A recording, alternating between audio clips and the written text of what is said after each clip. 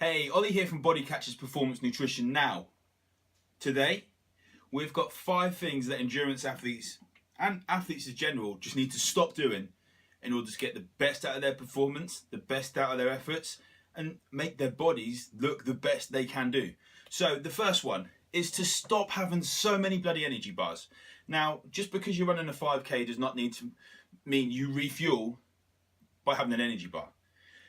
Unless you're doing workouts which are going to be sort of like an hour and a half, 2 hours long, 3 hours and so on, really big endurance efforts, then you're not really going to need to refuel throughout.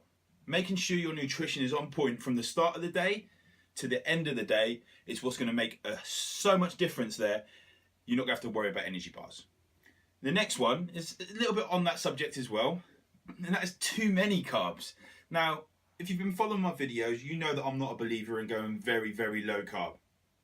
But sometimes you can really overdo it with the carbs. Essentially, if you eat too many calories, you're going to put on weight. You're not going to drop weight. You're not going to perform as good as you want to perform. And you're going to be holding on to fat and putting on more fat. And carbs are going to be calories. So if you've not done a really long session, you're not going to need to refuel with those carbs if your nutrition is on point from the start of the day to the end of the day. And that goes as well for alcohol. Now, I'm not saying cut all alcohol out. I'm realistic when it comes to my plans, realistic when it comes to my clients. Unless you have an Ironman coming in the next 2-3 weeks, unless you have your marathon coming in the next 2 or 3 weeks, a show, any sort of event coming up, then you can have a little bit of alcohol. But you do not need alcohol every single night of your life. If you're the sort of person that needs 1, 2, 3 glasses of wine, then you need to have a look at something other than your nutrition. Look at what is actually going on with your stress levels. Is there something you can change in the mindset department in order to make sure you don't need to rely on alcohol? Because that is just a macronutrient that your body can't do fuck all with. So you need to make sure that you are not having too much of it. Maybe one night a week, have a little bit, but don't binge out and go nuts and then throw off your diet for the next 2 or 3 days. And that word binge.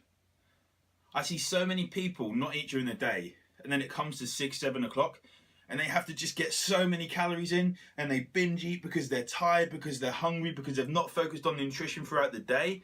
Then they just binge and eat so much crap. So cut out those evening binges by focusing on your nutrition throughout the day. There's an ongoing theme here, and it's something which I work with my clients. And don't skip your breakfast and stuff like that. In certain times you might want to be doing that, but not every single day, because it's going to lead to detrimental nutrition for the rest of the day.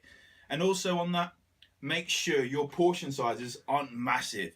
So looking at a good fistful of protein, fistful of carbs, like a thumb size worth of fat. So they're just basic guidelines. And when you look at a plate, it's all on there. You don't want to have so much food that you're stuffed and then you feel tired after lunch because you've eaten so much. So focus on your nutrition throughout the day.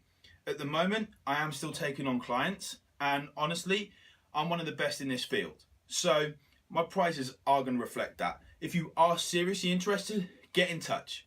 Ollie at bodycatchers.com, or just go on bodycatchers.com and click on contact. I look forward to hearing from you if you are one of these committed people.